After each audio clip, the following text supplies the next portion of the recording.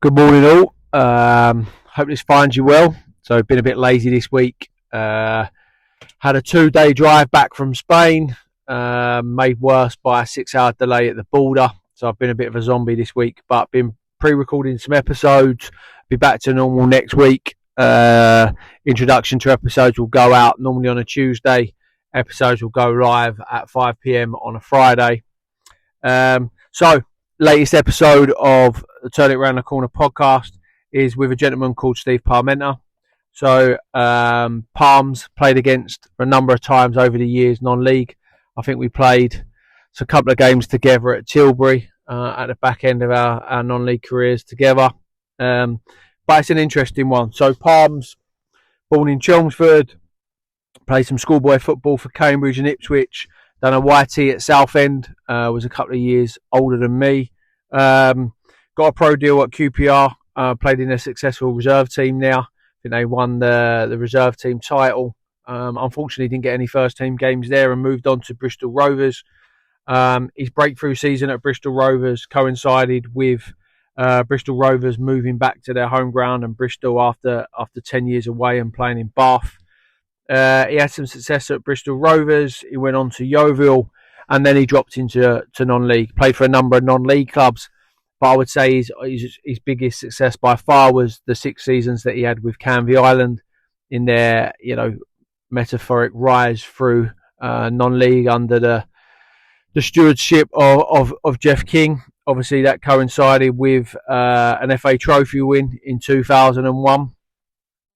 But the interesting thing with Palms is following his non-league career, and I think he retired quite early at 30. But after that, he dropped into a return, you should say, to full-time football, where he was the kit man at Southend United. I think he spent 3 years there. But during that time, he trained to be a referee, and I want to speak to him about how that transition come about.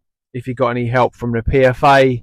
And yeah, he's worked his way up through the levels. I think he's now a assistant referee in Premier League 2, in the National League. And I want to speak to him about how he's found that transition, because I've always thought that the PFA don't do enough in regards to footballers dropping out the full-time game. And I'm not talking about Premiership footballers and probably Championship footballers now, where you have one good money management, one good agent, and you're pretty much set up for life, right? If you manage your money correctly and you've got good people behind you, you should probably never have to work again. That's not the case for League 1, League 2, National League players. So I've never thought that there's a scheme in place where they're encouraging players to finish their career and take sort of reffing and linesman seriously, and I don't know whether that's down to the money. I don't know whether that's down to the stigma of being a player and sort of, learning to not like referees and, have that friction with referees, or, is it something in the full-time game where you'd be looked at as a bit of a Jonah going to the dark side, so to speak. So I want to talk to him about that. I want to talk to him about how he's been supported by the FA. I want to talk to him about how he's rose through the ranks, how he's found it, as I say, how he's found stepping over to the other side. Has his experience as a player helped him be a referee? Because, as I say, I think, if they set up a scheme in the PFA, what better sort of referees and linesmen or lies people could you have that have got that experience of playing at that top level, of playing in front of crowds, taking that abuse, being that confident in front of, your peers and former players. So looking forward to you listening to the chat.